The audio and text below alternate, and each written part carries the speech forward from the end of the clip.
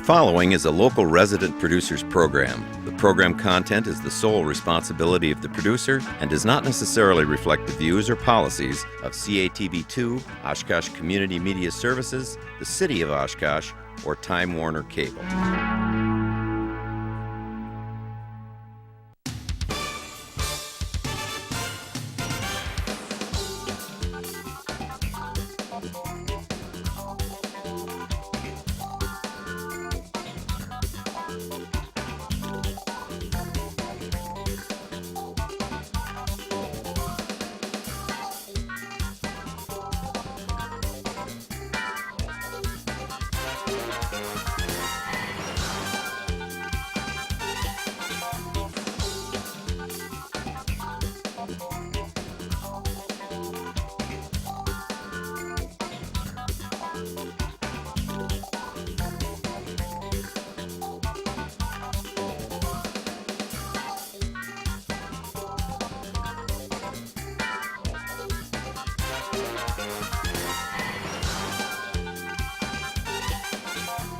Welcome to Eye on Oshkosh. Cheryl, Hentz, and Dan Rylance here. Very pleased to welcome back to the show someone who's been on several times, and here he is again tonight, braving all kinds of nasty weather outside, wind and lots of rain. The Assemblyman from the 53rd Assembly District, Dick Spanbauer, is here. Thanks very much for being here. We appreciate it. I enjoy being here. I mean, we enjoy having you. Yes. If you want to beat me up, that's fine. We're not going to beat you up. This is probably one of the easier No, times. I'm just kidding. You guys, you've got your points, what you have to get across, and of course it's up to me to answer as upfront and truthfully as I can, and still try and have a little fun in between. Yeah. No, you're one of our favorite guests because you're always good-natured about everything. But we wanted to have you on because, I mean, you're in your second term right now. You were first elected in 2008, November of 2008, right. And this is your second term that you're in. But you made an announcement a few months back that you weren't going to seek re-election, and so we wanted to talk a little bit about that, but also about a lot of the things that have gone on in the legislature the last couple of years, which I think in probably large part have kind of led to your decision. But let's talk about your decision. What really kind of led up to your not wanting to seek another term? Well, because you fought so hard to get this. You ran a few times. Yes, I did. Well, let's put it this way. In 2008, nobody knew but my wife that I was only going to run 3 terms is all I really wanted. And I thought that would be enough to make a little bit of a mark and to lend some experience, to the legislature, because I have a lot of years of it. At 38, I'm in my 38th year of being in government. But I shortened it by 1 term, and the reason why I did is I remember over the years when I served on the Amro board for many years, then moved next door about 5 minutes away to where I live now in the town of Angoma, being on that board for many years. We always worked. I always seemed to work well with legislators. I didn't care if it was a Democrat or a Republican, but I also found those legislators would always mention, well, I know so-and-so across the aisle even has got something like that. Maybe I can talk with her or him, whether it be about private roads or other issues, maintenance and transportation, grants, whatever it was. But it was always that feeling I had with the legislator I was talking to was we work across the aisle. This didn't happen. My first term, I was in the minority. I accepted that. But I also noticed that the Democrats in that session, they stayed pretty much to their side. They had the power of the votes, all 3 houses, and it just seemed like that's the way it was going. And I thought, geez, we've got some pretty good bills, job bills and the whole bit. Why don't they look at any one of them? And I soon realized being in the minority meant you just weren't going anyplace at all. And that was very disappointing from what I felt over the years was, now of course you've got, the other side has their core principles and I have mine. I don't make apologies for me being a Republican, but I also like the fact of working together. There were many times in the legislature when we got the majority where there was amendments from the other side, whether Gordy had Representative Hentz had an amendment, or whoever it was, Tony Stakunas, I don't care who it was, and I look at the amendments and I think, something that would make our bill better. And that's the way the scope of I always looked at things, is can we make our bill better, or can it stand on its own? Is it okay? But on the same token, I always felt that the other side, even though they were in the minority, that they represent a lot of people as well. And I think we tended to forget that, and I think the Democrats forgot that in the first term. And lo and behold, I thought we'd be a little bit different after what we went through my first term, and it was, same thing. Yeah. We got all 3 houses, and it was like, it's our party, that's it. We got the power, you guys are out. And I don't care how much you read or what they say about bipartisanship, aside of a few bills, the concealed carry we even got Democrats on. There was different bills that we got the other side on, true, but we didn't really entertain the amendments. When I would bring up the fact that so-and-so has got a good amendment, whether it was Gordy's or whoever, and I would get the third degree, Dick, that's a gotcha. That's a gotcha. There's nothing to that. They're just trying to strut their stuff and trying to look good and all this stuff. I says, hey, it makes our bill look good, and it helps everybody in the state, not just Democrats or Republicans. And it just seemed that's the way our caucuses were. And then we had 25 new faces, either from both the seats that we gained in the 2010 election and those that retired. 25 new faces. And it never failed to get outside the caucus door, and so-and-so or this one would say, hey, Dick, that was pretty good. That was a good idea. Well, I said, why don't you bring that up in the caucus? Well, they're in their first term. They don't want to rock the boat. Sure. And probably they've heard you got to play the game. If you want your bills in, if you want money at election time, re-election time, the whole bit, and whatever. That goes on both sides. It's not just our side. And I thought this was not really what government should be. And it was getting very frustrating for me to sit in a caucus at times and watch the system work. And I thought it should work for everybody in the state, not just Republicans. You called it extremism, and I think in some respects that may be a very good word to describe it. But another word I think to describe it is commonplace. I don't care what branch of government it is, if you're dealing with partisan politics, you're going to have people who just simply, because their side says this is what it should be, they aren't going to veer from that one iota. They don't give a damn if someone else on the other side of the aisle has better ideas, which you kind of just alluded to. And I think that's what's really wrong with our entire political process. That's why nothing gets done in this country or in this state. Everybody's too worried about not fouling up their fellow Republican or their fellow Democrat. The problem is you have a left and you have a right. There's no moderacy anymore. But there's no right about that. Do you know what I'm saying? The word right, yeah. I mean, years ago, even in Washington, they tended to work together on more issues than they ever did compared to today, and we're no different. Right. It's either you're conservative, hardcore conservative, or you're a liberal. You're on the left. And that, to me, it just didn't satisfy me. If I felt by my presence being there would make a big difference, I would have stayed. I honestly would have. I've never run from a fight or anything like that.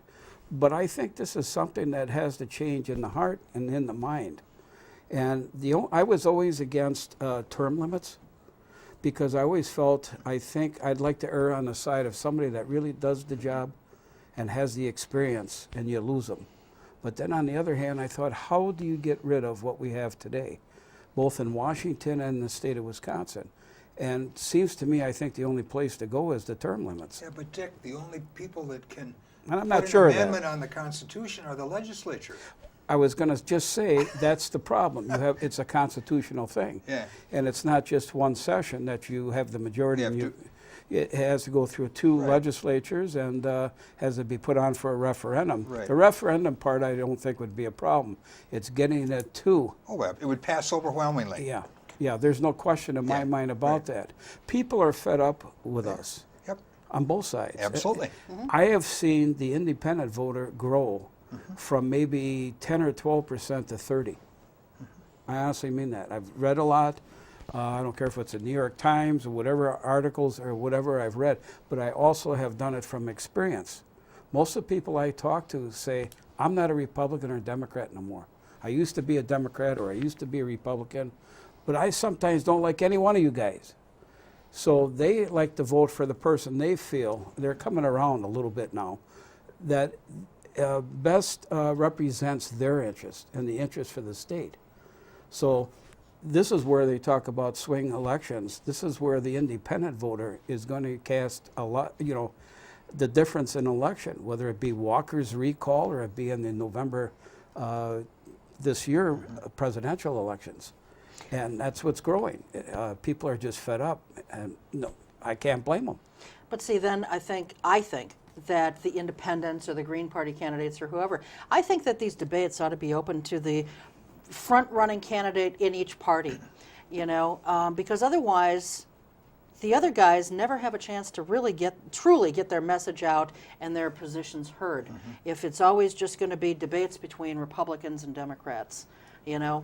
One other thing I should mention too, I think that's attributed to more of this party system, is the fact money plays a big role, a huge role. Yep. Now you've heard that for years, but it does. And I think sometimes we should be leaning maybe toward public financing of elections. I don't know how other way to make it more you know, equal for every candidate that runs, regardless of what party you're in. Right now, I'll give you a good example, and that's only one of a bunch I could tell you over the last two. I sit on 3 committees, of course, and I remember one committee. I'm not going to go into the bill or anything like that, but I remember I got a call, and we had a hearing on a bill, consumer bill. It was on consumer protection these last 2 terms. And I got a call from leadership, and they said, hey, Dick, how are you going to vote on that one bill when they have an executive on that? And I said, well, I like it. I think it's a good consumer bill. Yeah, well, why don't you come down here once? And I kind of chuckled because, I mean, I'm not a kid. I'm not a rookie. I can tell when somebody's going to... Put your hands on the table? You know, I thought, for Christ, I even chuckled. I looked at my aide and I laughed, and she said, yeah. And so I went down there, and he was walking around, and he says, well, Dick, you know, he says, we don't think that, you know, that's a good bill. I said, why? Well, because it's going to cost the insurance company a lot of money. I said, hey, so-and-so, I didn't come down here for the insurance company. Ooh, they don't like that. And I said, it's a good bill. I even talked to the lobbyists, and I said, I can add an amendment to this, and he was good with it. Well, the insurance company kind of, I think, overrode the lobbyist, went right to leadership and said, you got to get that guy away from voting. But that's the kind of stuff that goes on. One more.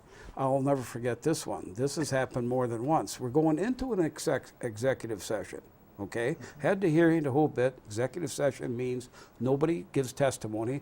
We make our comments from the committee, and then we vote. Right. And before I went in there, a guy that's been in the legislature for a number of years come up to me, and he said, hey, Dick, he said, are you going to vote on this bill today? I said, well, I like it. I said, and I knew there was a bipartisanship in this, a little bit. I thought there was anyway. Counting me, probably the only one. But anyway, and he says, yeah, he says, you're probably right, but I'm going to go with the party. And I said, what do you mean you're going with the party? You just told me you like the bill. And I don't take no guff, you know, and I kind of reared it into him a little bit. I said, you can't do that. I said, if you like it, I mean, you deceive not only your own district, but everybody in the state of Wisconsin. Well, he said, Dick, when you're around here long enough, you find out that you have to play the game. And this is crap. It's on both sides of the aisle. And I was getting to the point I was getting frustrated, and I thought, this is not what I came down here for. I came down here for meaningful legislation, to work with the other side, to show the state of Wisconsin that we can change the opinion of people that say that we're crooked or we're corrupt. Maybe we can change that. I don't see where that's going to change. If anything, I think we've hardened up the voter out there more so against whether it's a party system or whatever it is. But you know what? A lot of them don't even vote.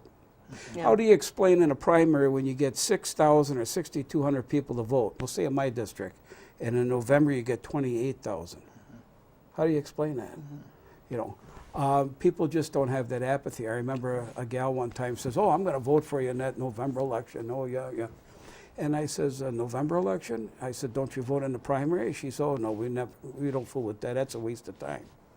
I said, what do you mean it's a waste of time? I said, if I don't make the primary, I don't make November. Right. Oh, that's right. I never thought of that. People are not aware as much as when I was a kid.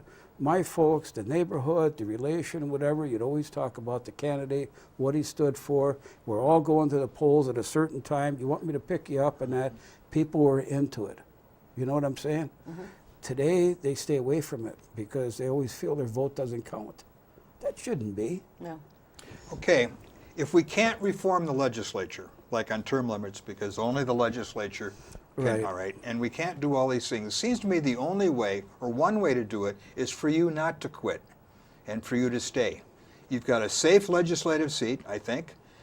You're upset by the system. It's only going to be people like you that have the opportunity and the power to change it, but you're quit. What's your response? I quit because I felt after 38 years, Okay. you're forgetting. Okay, This isn't 4 years, this is Okay. 38 years. okay. I felt like I'm 66 years old. I've given a lot I of understand that. myself. I mean, there's a lot of changes I made. I'm not trying to build myself up or my ego, but there are differences I made as one person on the local level.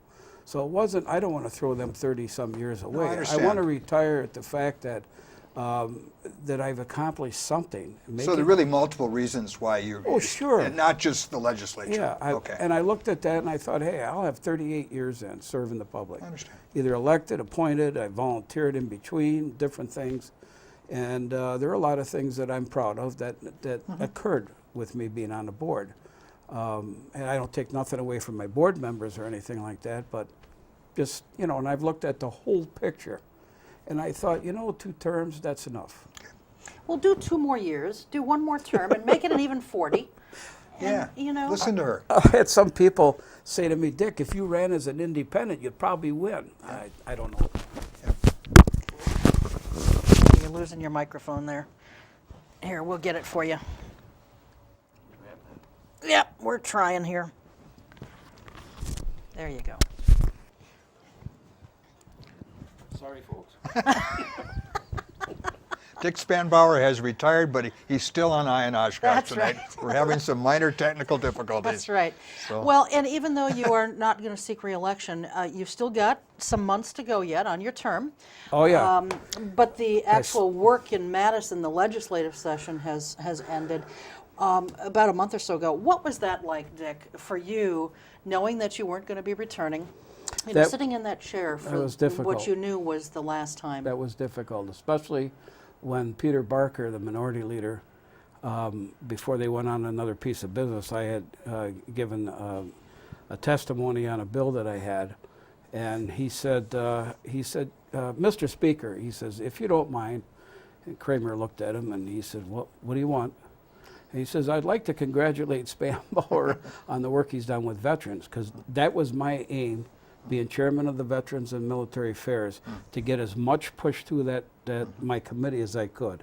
Knowing could be my last term if I got beat or something like that, where I was in the minority and I wouldn't be chair, or if I quit. And at that point, I was thinking about it, for that matter. But it was difficult because you sit in the chair, and it's not like the Eagle Bills, but it was like, you sit there, the history all around you. I don't know how to explain it to you. It's like nostalgia, you know what I mean? And it's like, this is the last time I'll be sitting in this seat. And probably another half hour, we're done. I'm done. I'm retiring, you know, possibly. So it was not an easy decision. It was not. I made friends on both sides of the aisle. I'm sure you did. And I found that out quite a bit there. And that part was good. Because even though there were Republicans that disagree with me on things that I stood for, they still had a certain amount of respect for me. You always have the few that are hardcore. You know, he's still a rhino or whatever. We have that in our own party in Winnebago County. We have a few hardheads that think the only way to go is straight party, that's it. There is no, you can't step out. Well, our party's split because of that. There's people that are Republicans that do not come to the meetings anymore, for that matter. And I guess I can't blame them. The cornerstone of your second term will be Act 10 and the recall elections that have come from it. What's your thought on the recall elections? I still would have to say that I don't believe there should be a recall. I had a hard time with that. And the only reason why I did was, first of all, I believe that the recalls should be for like what the law says.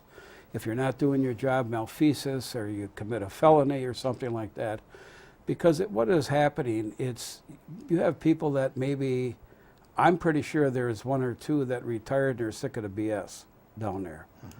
But the recalls, I think, should have been actually, personally, you may not like this, for the 14 state senators that left the state. My first thought was, you got elected to serve everybody, not to cross the border and say, the heck with you. That bothered me a lot. It bothered a lot of people. And I would tell you, if you could take my word, if the Republicans did it. I don't believe in that. What you're doing when you cross that state line is saying, phooey on my job, the heck with it. I can't have it my way, I'm not going back to Madison and vote. So I thought that was a bad thing. Yeah. I really do. And I have a lot of respect, I mean, like I say, for the other side, but that bothered me.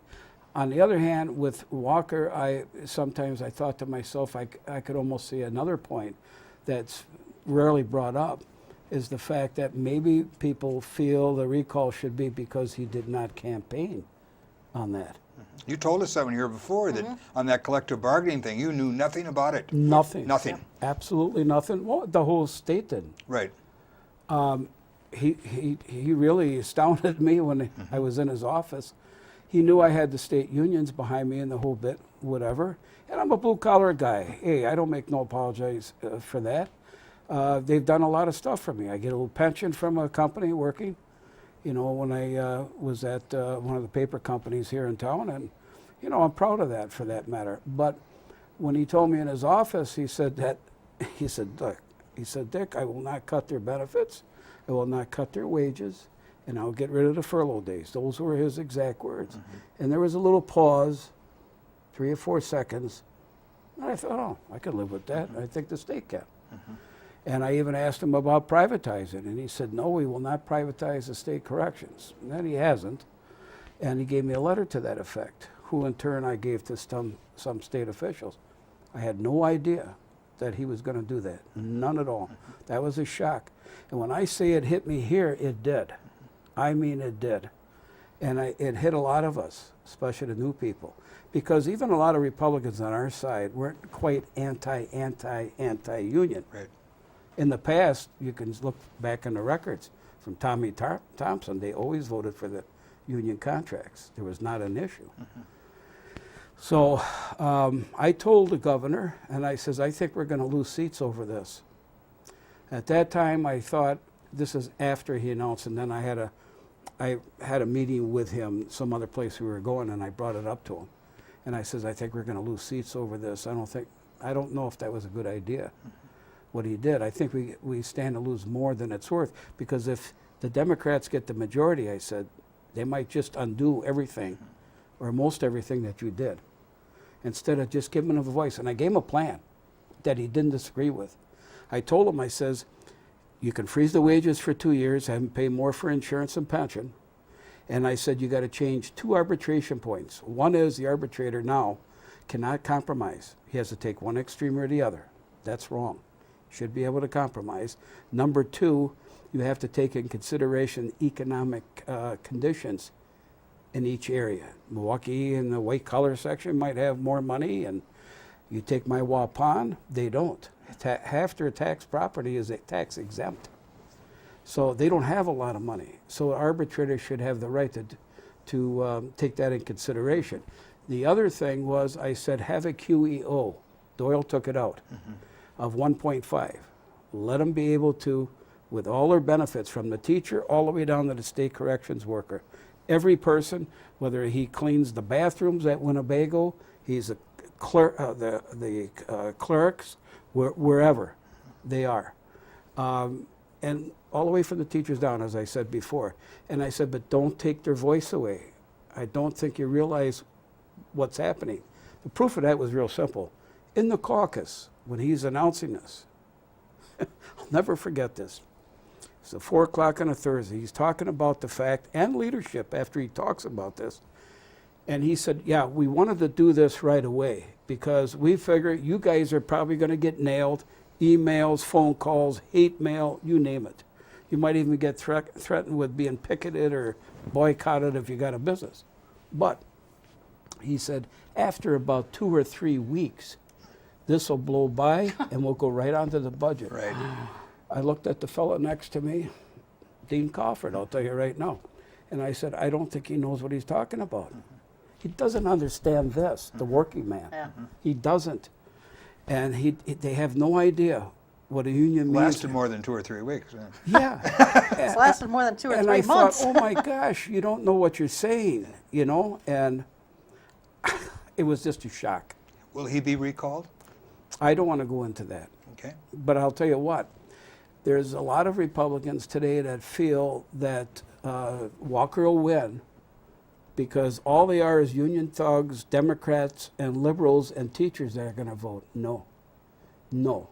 I gave a lot of signs to Republicans for Walker. I was high on Walker. I figured here's a guy, he's young and upcoming, he's got some good ideas on the side of the collective bargaining deal. And I thought he was the greatest thing since sliced bread and we need to change, you know. And they told me right out, don't give me a Walker sign. So it's not just liberals and teachers or whatever. And if they underestimate that, they're in for a surprise. Who do you think will be the best candidate to beat Walker? Barrett. Okay. Barrett has run the gamut already. I don't think Falk and the other one, I don't even know why what's her name, Weinhold, got into it, and La Follette, they don't have a chance. Barrett is better known. He's done a better job probably even in the debates. As I watched the debates, you know, I think he definitely has the edge there. And I think that's why they're running more ads against Barrett than any other candidate that I've noticed. But I'm sorry to see our party like that because it's split, as well as the state. The state is so polarized. I don't care where I go. I have office hours. We never had that before. I started that in 08. And the reason why I did it is when they would ask me, well, what's the first things you're going to do? And they always expected, well, I'm going to do something for jobs. And I said, no. I said, my biggest thing is communication. I want to get the confidence back of people in my district. Let them know that there is somebody in Madison that is willing to listen and work for them. And I'm going to do office hours. And I've been doing it just about every 2 weeks. We have a newsletter, and then I do a couple of 3 towns or whatever it is. But you need to keep in touch with your constituency.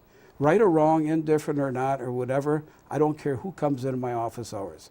Sometimes I've got really bitched at, and you know, and sometimes somebody has offered a good suggestion. So it's worthwhile to invest in communicating with people and knowing what the people want rather than what the party wants. What, I mean, you know, for a relatively new assemblyman, when you consider, you know, the many years that some of them, a lot of them have been there, you really brought forth, I think, a fair amount of legislation. Oh, yeah. You know, what things are you most proud of that you brought forward? Well, I don't know what things most, I didn't try and count it as like, it's the veterans bills. That was very important with veterans coming home to a recession, literally, and how are they going to get jobs? You know, do they deserve to be unemployed for any length of time? Because there's something we can do for them. So legislation that we had to do with veterans was a big thing in my committee. One thing I am very, very disappointed on, because I know it, in my heart, I'm positive it was pulled because of me, was campaign finance reform. That went through, the Democrats put that in. When I railed on the floor, Gordy had a bill with financing the Supreme Court, and I was all for that. I thought that would put it on, you know, a nonpartisan issue, and money. More even. Yeah, more even Steven, so to speak.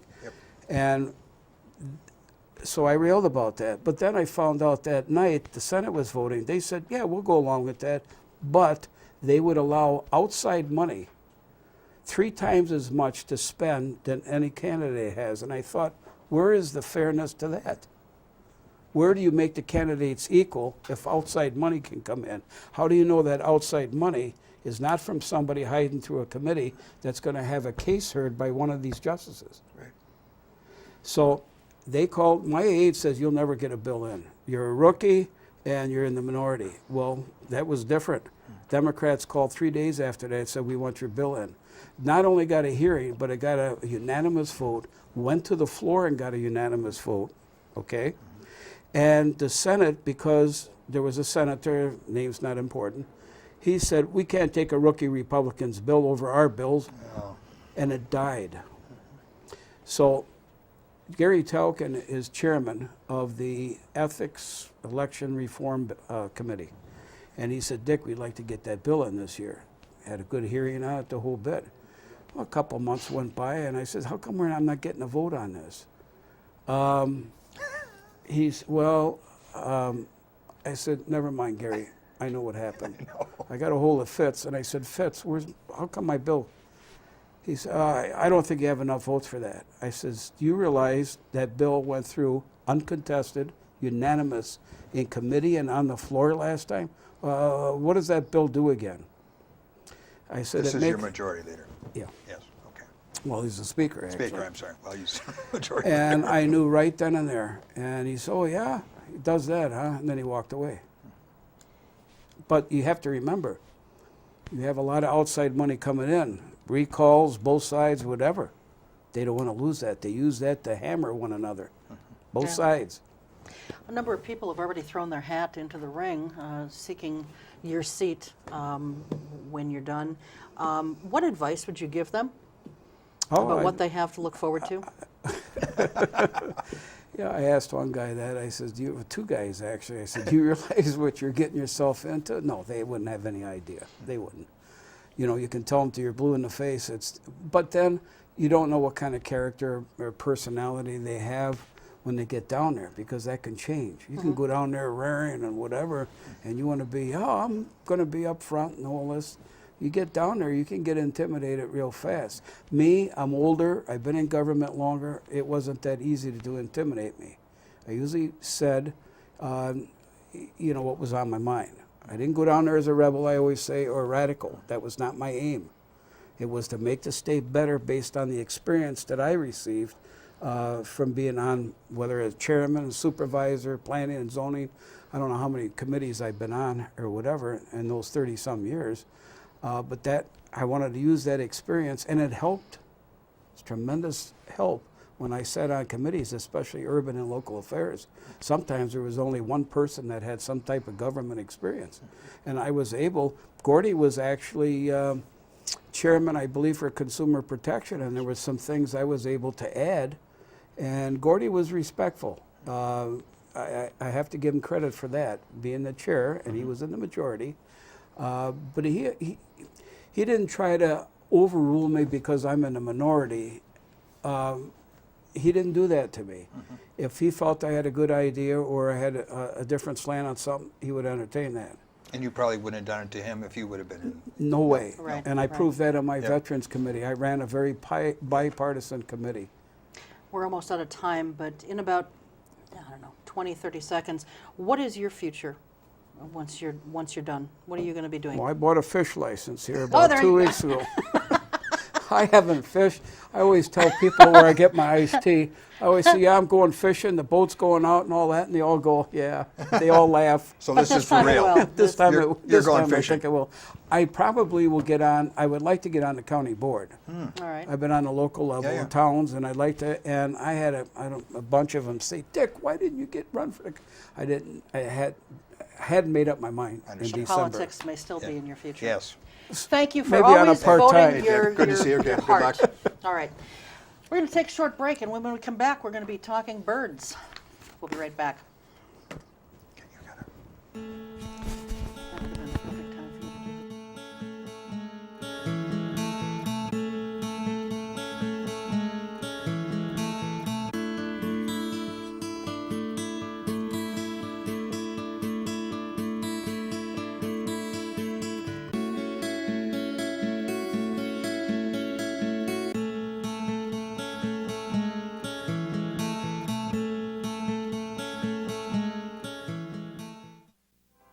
Every year, the U.S. Department of the Treasury receives about 1.4 million reports of problems with paper checks. Checks can be lost, stolen, or delayed. If you still receive Social Security payments by paper check, Treasury wants you to know about a safer, more convenient way to get your money. The Direct Express Prepaid Debit MasterCard. The Direct Express card is new and is available to anyone receiving Social Security benefits, even if you don't have a bank account. Your monthly benefits will be automatically placed onto your card account each month on the day your money is due. While other debit cards cost money, it is possible to use the Direct Express card for free to make purchases, pay bills, and get cash at thousands of locations nationwide. There are no sign-up or monthly account fees.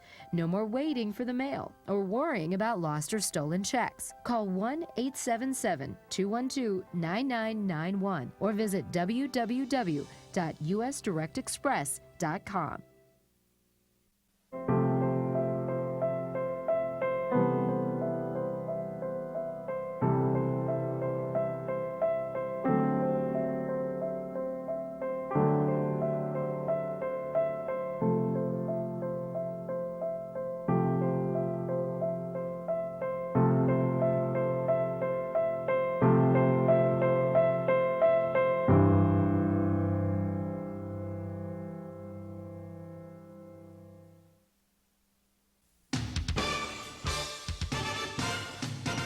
Second half of Eye on Oshkosh, Cheryl Hentz here, and Dan is still with us, and he's been doing bird calls.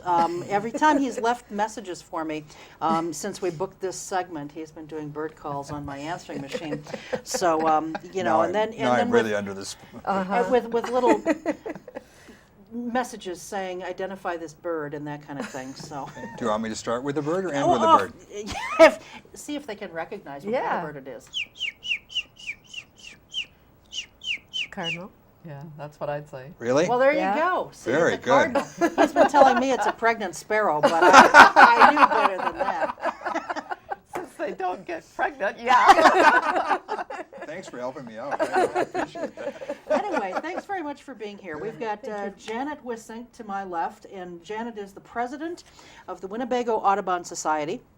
And then Betty Harriman, she's a member of the Oshkosh Bird Club. She is the past president of the Wisconsin Society for Ornithology. And just before we went on here, you said you're the current editor for the some kind of a journal for the Yes. society? It's called the passenger pigeon. Passenger pigeon. Okay. I can't do a pigeon. Okay, well, but your cardinal is impressive. I think that's very impressive. So the reason you ladies are on is you wanted to come on and talk about Birdfest 2012 that's coming up. What exactly is Birdfest? Let's start there. You can take that one, Janet. Okay. Well, Oshkosh Actually, Birdfest this is camera here. all about birds. It's an opportunity to educate people about birds and Okay. particularly celebrate International Migratory Bird Day. So obviously springtime, the birds are migrating, coming up from the south, and we need to offer them a safe place to rest on their journey north. Well, this is Birdfest 2012. How many years have we been holding Birdfest in Oshkosh? This is only our second year. Second year. Okay. On a nation or on a statewide basis, how long has it been held?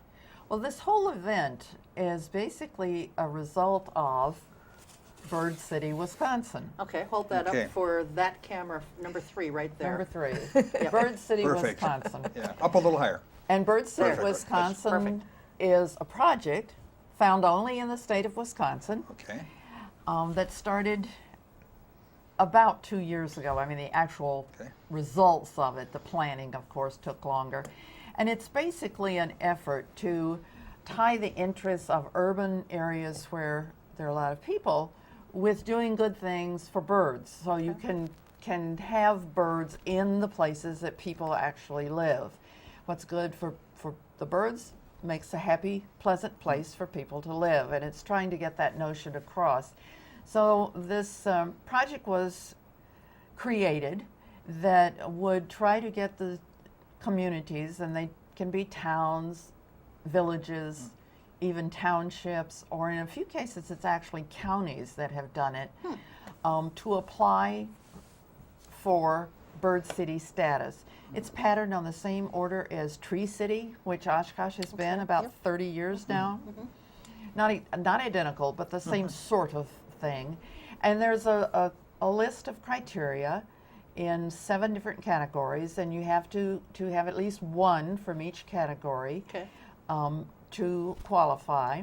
Well, Oshkosh was one of the original applicants in the first round and was granted status as a bird city the first time a year ago. So that's one of the things they want you to do, is have some kind of event to celebrate the migration and International Migratory Bird Days. So that was why we started with it last spring.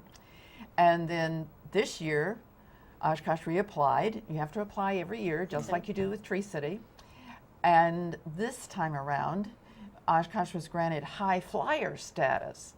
And there are only 10 communities in the state with high flyer status. There are 50 bird cities now.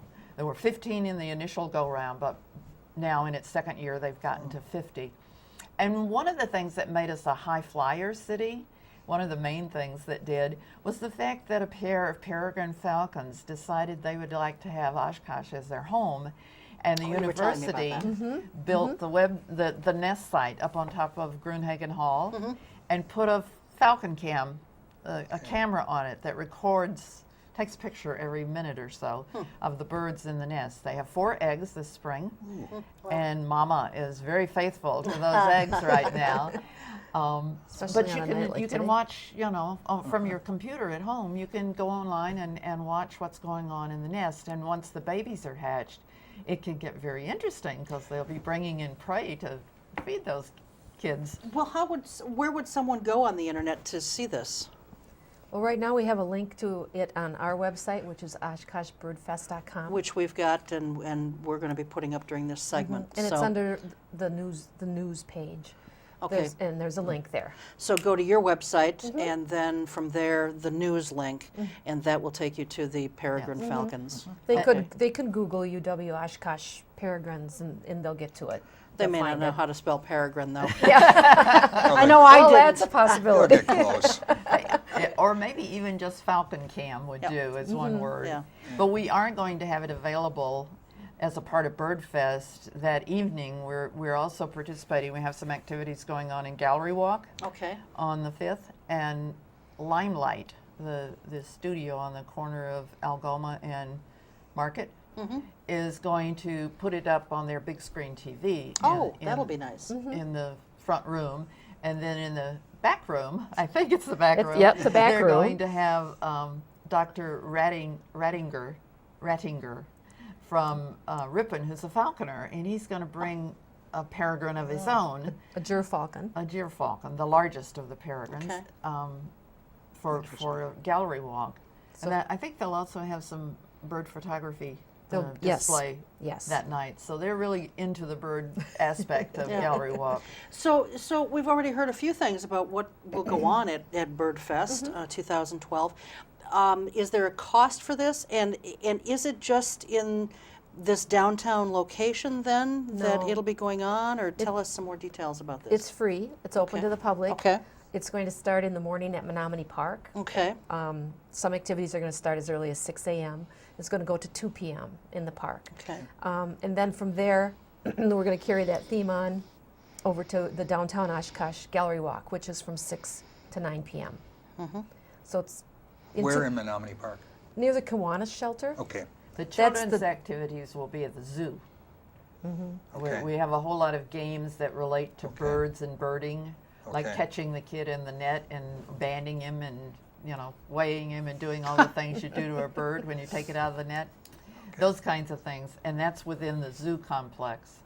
But all the other activities will be near the Kiwanis shelter. Okay. And that's kind of the headquarters. If you came there, we could Go there direct to start, and they can send you out. Yep, Right. we can tell you what's going on where and when, because we also have yard tours. There's going to be 3 locations in the city that people can go to, and we'll have the maps directing people to those yards with descriptions of what they see. And what will they see at these yards? The yard tours, there's 3 locations. 2 of them are urban backyards, or not necessarily backyards, but urban yards, and the wild ones Wild Ones group is hosting them. They are members, and so they'll be able to, visitors will be able to visit the yard and see how they're landscaped with native plants to make it bird-friendly and nature-friendly. It'll be a good opportunity to talk to the homeowners and see what what they went through to do that, and good chance to learn. The third location is actually Sheldon Nature Area at Oshkosh or Oakwood School. Okay, yeah. Part of the Oshkosh Area School District. And we're still arranging to have some people there so that when the Birdfest goers get there, they'll have someone that maybe can give them a little guidance for bird watching while they're there, and others who can talk about the different habitats that have been restored to that area. Okay. And the connection is the native plants, because it's important.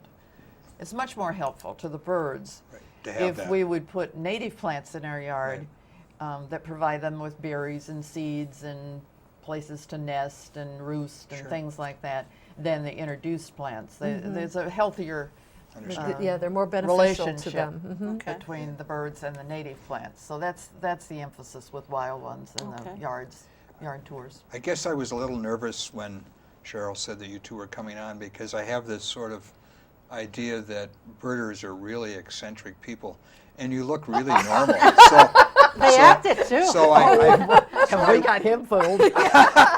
well, it's because of the cardinal thing that changed my mind. We made a point there. Yeah. I want to ask sort of an essay question. Uh-oh. Since you people are in with birders, what can you tell us about the change in the environment in general, and what you see as maybe short-term or long-term dangers to birds in the environment? How much longer do we have? She could go on, probably. Yeah. Well, hit some key points. yeah. There are positives and there are Okay. negatives. Let's start with a positive. Okay. One positive is that we have pretty much gotten rid of DDT Okay. in the environment. Back before 1960, when that was outlawed, it was affecting birds rather dramatically, Okay. particularly our birds of prey. The higher up the food chain, the more you were affected by DDT. Okay. So the birds of prey, they'd eat other live, birds or rats, mammals, rodents, Sure. so forth. They got a higher concentration of DDT in their systems, and the way it affected them mostly was to make for fragile eggshells, so that just the weight of mommies trying to keep them warm crushed them. And the populations of many of our raptors, as well as some other birds, plummeted from the effects of DDT. Well, we've gotten rid of DDT. I dare say that both of you are quite aware of Cooper's hawks, even if you don't know their name, because they're now nesting all over the place. We have them in Oshkosh, in people's backyards, You have them in the West Haven Golf Course. in the cemeteries in town. They're just very common now. They weren't back in the days of DDT, and there are a number of other species that's true for also. So that's a good story. That's good. In that respect, the environment is better and the outlook is better. A downside is loss of habitat. And why loss of habitat? Well, changes in farming practices. The old-fashioned way of putting cows out to pasture gave you lots of open land with pasture grasses growing, and the grassland birds could build their nests in those and not worry about it getting mowed. Now, occasionally a cow would step on a nest, but that was not as devastating as mowing the whole field of alfalfa when the bird nests are full of babies and, it's gone and that's all there is to it. So changing farming practices, cutting down hedgerows that we used to have many more of than we do today, good old open fields becoming shopping malls, parking lots, subdivisions, those things all of that takes away habitat that the birds need. I assume Wisconsin has a low percentage of CRP land then, as opposed to some of the other states. Actually, we've done pretty well, I think, in Wisconsin. Wouldn't that give CRP. Wouldn't that give it habitat? Well, it certainly helped. Yeah. But with the economy what it is today, they're cutting back on some of that CRP support. So there's another possibility that. Okay. I didn't mean to interrupt, but No, it's a good question. Yeah. the land that is supposed to have gone into CRP is land that is marginal for crop production Understand. anyway. Right. But when you want to get the last bit of money you can in a recession, you're going to plow it and plant it. Right. And so you lose some of that under those kind of circumstances. So there are pros and there are cons as Yeah. far as Okay, those are two good answers. yeah. What do you think about the proposed law to shoot sand cranes? Well, it's not a proposed law yet, but Well, it's coming. it probably is. Yeah. Well, sandhill cranes have had a hunting season on them in some of the states to our west Okay. for many years. That, however, is a different subspecies of sandhill crane than the one we have in Wisconsin. Certainly, they're doing very well in Wisconsin. I have heard it argued, and I'm not an expert on it, but I've certainly heard it argued that hunting season on them will not help the farmers with their problems with the sandhills. Damage of picking- crops. Right, Okay. picking the corn when it's young, which is one of the arguments for having a Absolutely. season. And there are people that say no, that's really not going to do you any good. Part of the reason is the hunting season would undoubtedly be in the fall when they're not raising young, and the damage to the corn occurs in the springtime, and it occurs from the birds that actually nest here. But in the fall, there may be lots of cranes here from other areas to our north and so forth that are just passing through. They're not the ones that are deprivating the crops anyway. So I don't know that argument would wash. I have mixed feelings about it. I can understand what happens to an environment when any species becomes too concentrated and too numerous on the landscape. At the same time, I'm quite fond of them, and I love to hear them, and I love to see them, and I like having them around, and I think a lot of people do. Well, now, just because she talked about hearing them, don't get any ideas about learning how to do that chirp. No. Leaving that Well, that alone. was not too hard to do. And I can't believe that a sand crane makes a very good meal. No, I hear they taste like chicken. Really? Okay. There was a reporter, or a sports reporter, an outdoor reporter for the Milwaukee papers a number of years ago, and he wrote, I remember reading an article he wrote about hunting them out in Nebraska or somewhere like Dakota, someplace out there, and he claimed it was quite delicious. That's the only person I've ever heard say one way or the other. Okay. It would at least, you'd get more meat than if you shot a mourning dove. Oh, that's true. That's true. Tell me about it. Yeah. Before we move on to a couple of the questions here, is there anything else about Birdfest that we didn't cover that Well, we need maybe we should just cover a couple things because Okay. I think. to? Go ahead. I think What that, else? At the park that morning, I mentioned the first thing that starts at 6 a.m. is what we call a big sit, and they sometimes call that the tailgate party for birders. Okay. So we're going to have a couple of good birders. We're going to have two big sits. It's a 17-foot diameter circle. You have to stay within that, That you have to stay- circle to count the birds. Okay. And so gotcha. you count the birds from there, how many species you see Or here. or hear. Here. So it's an opportunity for people to join a bird. We're going to have Anita Carpenter in one and some Oshkosh Bird Club. Tom Zabel. Tom Zabel will be in the other one. They're He's the two current excellent, president of the Oshkosh Bird Club. Okay. two excellent birders. Okay. So different locations in the park, and But within sight of each other. Okay. and Good. last year they saw different things. They were seeing different things, even though they were within sight of each other, and they saw 47 different species in that 6-hour period. And it's opportunity for people to join them in the circle and bring a chair, bring your binoculars, and learn something about what they're seeing and hearing during that time period. The other thing that we're having that I think is really a lot of fun for families and for kids is we're going to have Becca Weiss from Avis Wildlife Alliance. She's a bird rehabilitator. She'll give two presentations, one at 10:30 and one at 12:30, and she'll have birds, hawks and owls with her. And so it's a really nice opportunity to... And if I could interject here, just a plug for wildlife rehabilitators. All of the folks in our state and elsewhere that do wildlife rehabilitating do it on their own dollar. They're not getting money from the government, any government, in any fashion. They do it on donations and their personal money, their personal time. So we like to do things that can help get them recognition, give them a donation, that sort of thing. It's important to have these people. They're very useful to have, and yet they need, they need support because they're just doing it for the love of it. Sure, absolutely. Okay, as far as, this is the time of year when we see a lot of birds migrating back to the area. What kinds of things should people be aware of as birds are coming back? Is there anything we need to be aware of? Well, one of the dangers for birds in migration are people's windows. I'm sure you've probably had birds strike your windows. And when they're migrating, they're unfamiliar with the territory. The birds that live in your yard year-round, they get used to where your windows are.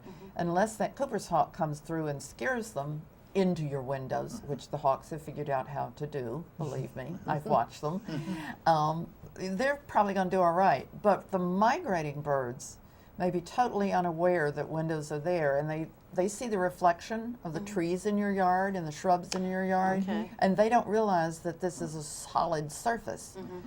And so they fly into it and either injure themselves or actually kill themselves. So if people could draw their blinds a little bit more frequently maybe during the migration period, or put up these stickers that are available from a number of sources. We will have some, but they're in other places as well, that you can see through as a person, but it breaks up the image for the birds. Good point. When is the migration period? When does it end? In May, pretty much. The very beginning of the migration period in Wisconsin with the short distance migrants frequently starts as early as late January. We don't think about it starting then, and those aren't primarily birds that would be seen in the cities anyway, but the peak of migration is late April and into the first half of May. Okay. You mentioned injured birds, and we don't have a great deal of time left, but I remember a number of years ago, probably about 10 years ago, there was a fairly good-sized bird. It wasn't huge like a hawk or anything, but it was a fairly good-sized bird. And I saw it laying, it had injured its wing. I don't know if it had been hit by a car or whatever, but it was laying in Wisconsin Street, and we stopped, we picked it up, we had gloves in the car and stuff. I always keep gloves in the car. And I didn't know what to do with it, though. I called the police department, and fortunately they referred me to someone who met me, a little town off of what was then 110, and they rehabbed the bird. If people find a bird, what should they do? Call Becca. Call Becca. Becca Weiss. She's the closest one to us. And that number is?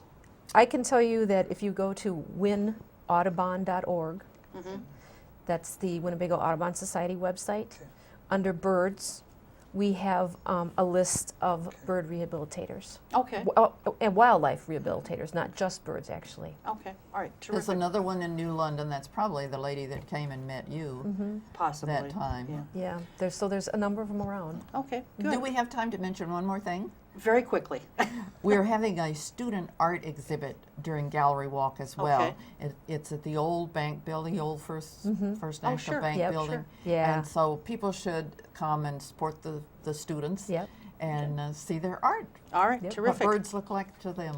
Well, very good. Well, it is May 5th, Saturday, May 5th, from 6 in the morning until probably 9 or so at night. So lots of different activities. And you can check it out again at OshkoshBirdfest.com. So thank you very much to both of you for being here. We appreciate it. Thank you for And work having on us. your bird calls. Okay, I will. As soon as I'm going to get home and All I'm right. going to start again. All right. Well, hold up on that. And thanks to all of you. We will see you next time. Until then, take good care. Keep your eye on us. We've got our eye on Oshkosh. Go ahead.